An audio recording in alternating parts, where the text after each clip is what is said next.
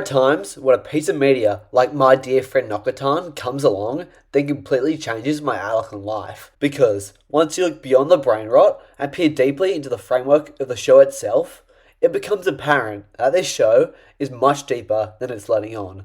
Because it provides a riveting social commentary on the cynical nature of humanity and its inherent evils. And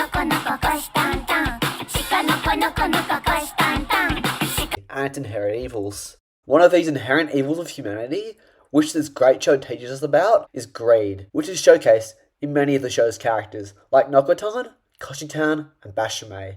Now we all know greed can manifest in many different forms. For Koshitan, her greed stems from a constant need of social validation, because she wants to be an honest student, and she does this by putting on a public face and hiding her past, even going as far as to lie about it. And the act of lying in order to protect one's self-interest is widely considered as evil. And because Koshitan's shown not to be a role model, we as viewers know not to be like her. But do you know what's worse than social greed?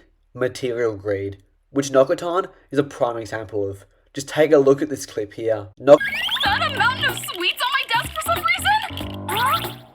No wait, that cross-shaped package! Those are deer crackers! Deer crackers. Nokotan's stockpiling deer crackers to keep all of them for herself when there's kids starving in Africa is truly sickening. It's really tragic how some men thirst while others drown.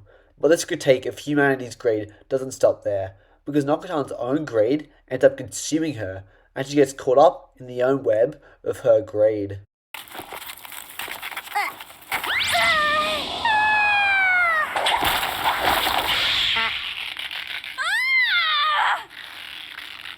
Her greed.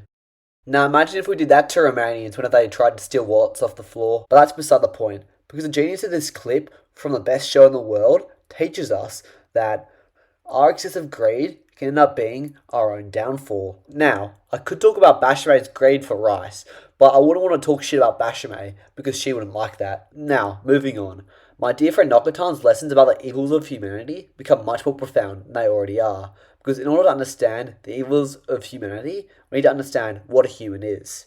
Now, it's a common misconception amongst the audience of the show that Nokotan isn't a human due to her appearance, which is an intentional detail left by the producers to point out how easily someone can be dehumanized and discriminated against based on their appearance. Just because Nokotan's part deer doesn't make her any less human than we are. Rene Descartes once said, "I think, therefore I am." And while Nokotan's brain might be hollow, she certainly does think. Not only does she think, but she also feels emotions and has control over the language, which is what makes us human.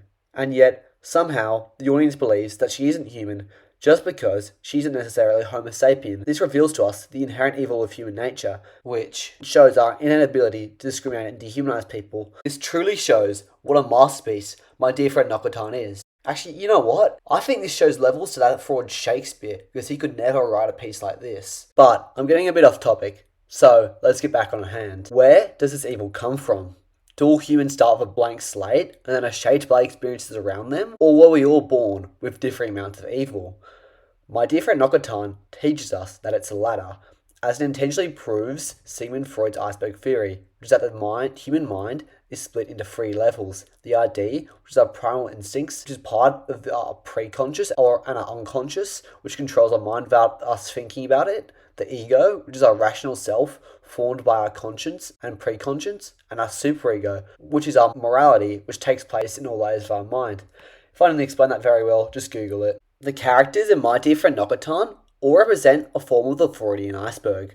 For example, Nokotan, who's part animals in her psyche, is radically different to anyone else in the show. Her ID, which is her primal instincts, corrode her ego and her superego, and then override them. And I know I said earlier that she was evil, but she's actually the least evil out of anyone in the show due to her mind not functioning like the typical human mind, because she's not controlled by a sense of justice or morality. Now on the flip side, Koshitan, who's controlled by a superego, like most humans typically are, and is controlled by an unconscious desire to follow rules and abide to societal norms and avoid punishment, which causes for her to debate leaving Nokotan to die in episode 1 so she wouldn't be late to school. Her evil stems from her ability to rationalize in the ego.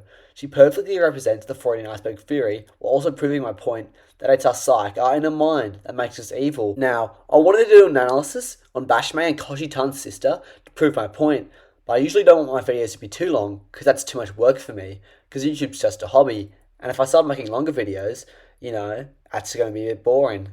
But yeah, that's pretty much all I had to say for this video. So if it doesn't make sense, because I had a massive headache earlier from hitting too much balls in my football game, but then again, I think it's a brain damage that makes my videos better.